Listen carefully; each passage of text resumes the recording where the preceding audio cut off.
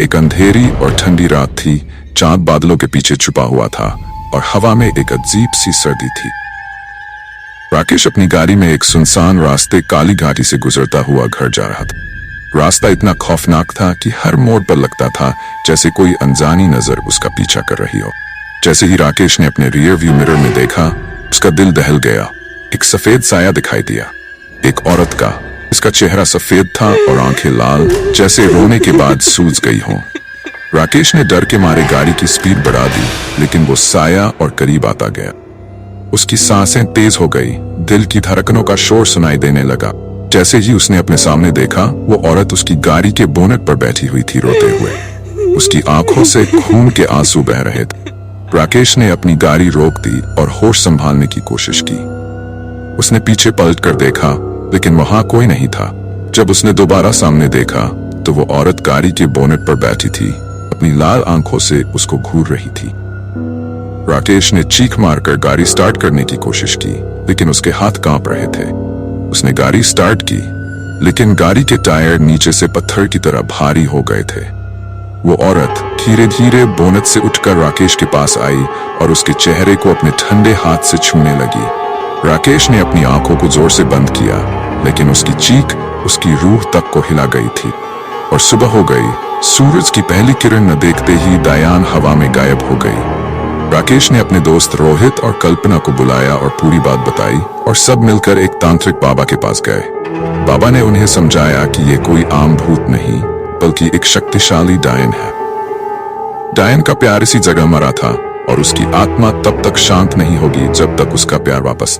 बाबा ने कहा कि उन्हें उस जगह पर जाकर कुछ क्रिया करनी होगी ताकि डायन की आत्मा को शांत किया जा सके। तीनों लोग बाबा के साथ उस काली घाटी की जगह पर पहुंचे। रात का समय था और जगह और भी भयावह लग रही थी।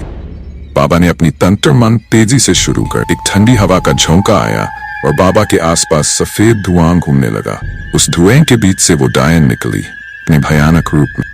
बाबा ने अपनी तंत्र मंत्र तेजी से शुरू कर दी, लेकिन डायन की शक्ति इतनी प्रबल थी कि बाबा के मंत्र उसके गले में अटक गए। बाबा का चेहरा जला हुआ और उसके हाथ पीछे की तरफ मुड़ गए। डायन ने बाबा के ऊपर हमला कर दिया और बाबा को अपने जादू से उसी मौत का शिकार बनाया जिसमें बाबा ने अपनी जान खो दी। बाबा की मौत को देखकर राकेश, रोहित और कल्पना और ज्यादा डर गए।